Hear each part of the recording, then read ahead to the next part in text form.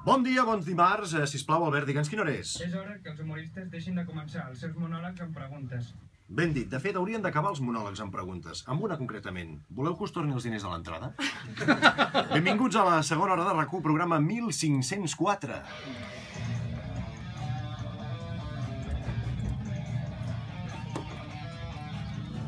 Per tant, així, molt bé, molt bé.